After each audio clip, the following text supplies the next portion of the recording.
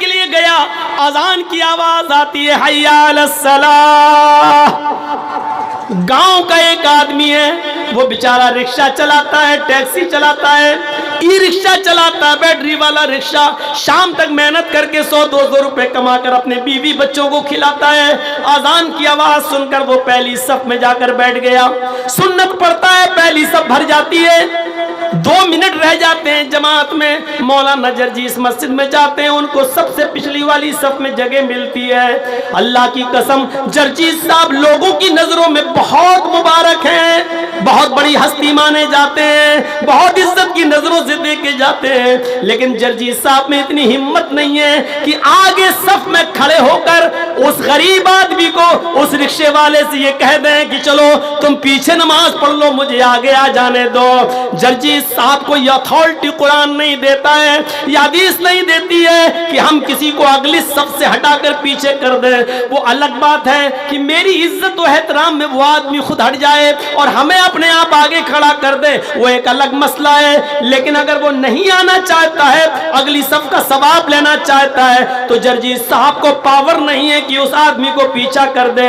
جرجیس کیا بیچتا ہے؟ سعودیہ کی سرزمین پر اذان کی آواز آئے، ایک غریب آدمی، سعودی میں رکشہ چلانے والا آدمی پہلی صف میں جا کر بیٹھ جاتا ہے، امام حرم کے پیچھے نماز پڑھیں گے، 1 رکعت کا ثواب 1,00,000 رکعت کے برابر ہے، اور پہلی صف کا ثواب تو اور زیادہ ہے۔ لیکن اب سعودیہ کا بادشاہ آتا ہے، اس کو پہلی صف میں جگہ نہیں ملتی ہے۔ اللہ کی قسم سعودی کے بادشاہ کو بھی یہ پاور حاصل نہیں ہے کہ اگلی صف سے اس غریب، اس ٹیکسی ڈرائیور کو، اس رکشہ چالک کو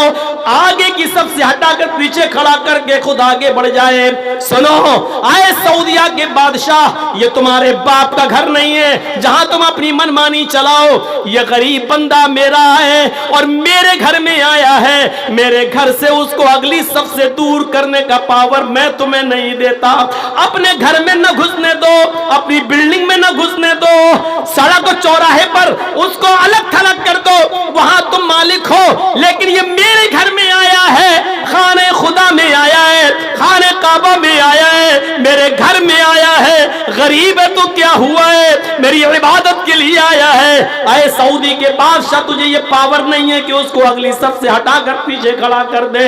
ایک ہی صف میں کھڑے ہو گئے محمود و ایاز، نہ کوئی بندہ رہا نہ کوئی بندہ نواز۔ یہ میرے بھائیوں، یہ اسلام برابری کا حق دیتا ہے۔ امیر و غریبی کے فرق کو اگر کوئی مٹاتا ہے تو اسلام مٹاتا ہے، امیر و غریب کے گھمنڈ کو اگر کوئی دور کرتا ہے تو اسلام دور کرتا ہے۔ میرے بھائیوں اسلام نے صاف کہہ دیا، لا کلکم بنی آدم و آدم من تراب، تم سب آدم کی اولاد ہو،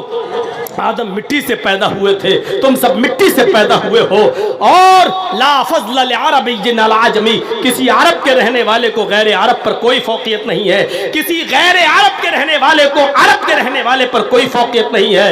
کسی گورے کو کالے پر کوئی درجہ نہیں ہے، کسی کالے کو گورے پر کوئی درجہ نہیں ہے، سب برابر ہیں۔ اللہ کے نبی صلی اللہ علیہ وسلم جب معراج سے واپس آئے تو مسجد کے اندر کھڑے ہو کر آپ چیخ چیخ کر کہہ رہے تھے، این البلال، این بلال، این بلال، بلال کہاں ہے؟ اور بلال ہاتھ اٹھا کر کہتے ہیں لبیک سعدیک، اے اللہ کے نبی میں یہاں ہوں، میں یہاں ہوں۔ آپ نے کہا بلال مجھے اللہ نے جنت دکھائی، میں نے جنت میں جوتوں کی آواز سنی، میں نے جبرائیل سے پوچھا یہ جوتوں کی آواز جنت میں کس کی ہے؟ یہاں تو کوئی چل نہیں رہا ہے۔ جبرائیل نے بتایا یہ تمہارے صحابی ہیں بلال، یہ بلال کے جوتوں کی آواز ہے، وہ تمہیں وہ سنائی دے رہی ہے، یعنی اللہ تعالیٰ تمہیں یہ بتلا رہا ہے کہ میں بلال کو جنت دے کر رہوں گا، میں نے بلال کو جنت میں داخل کر دیا۔ اے بلال اللہ نے مجھے جنت میں تمہیں جنتی ہونے کا سرٹیفکیٹ دے دیا، اے بلال تم ایسا کون سا عمل کرتے ہو؟ حضرت بلال کہنے لگے پتہ نہیں مجھے اللہ نے جنتی کیسے کہہ دیا، میں تو عام لوگوں کی طرح عمل کرتا ہوں، ہاں ایک عمل ایسا ہے جو اور لوگوں میں نہیں دیکھتا ہوں۔ کہا وہ کون سا عمل ہے؟ فرمایا کہ میرا وضو جب بھی ٹوٹتا ہے، جب بھی میں بے وضو ہوتا ہوں، جب بھی پیشاب و پائخانہ کر کے آتا ہوں، میں بے وضو ہوتا ہوں، فوراً وضو بنا لیتا ہوں، اور وضو بنانے کے بعد میں 2 رکعت تحیۃ الوضو ضرور پڑھتا ہوں، میں کبھی بے وضو نہیں رہتا ہوں، وضو بنانے کے بعد تحیۃ وضو میں ضرور پڑھتا ہوں جتنی اللہ مجھے توفیق دیتا ہے۔ آواز آتی ہے محمد رسول اللہ کی طرف سے، آئے بلال یہی وہ نیک عمل ہے جس نے تمہیں جنتی بنا دیا ہے جو اور لوگ نہیں کرتے ہیں، یہ اللہ تعالیٰ نے تمہیں جنتی بنا دیا ہے۔ اتنا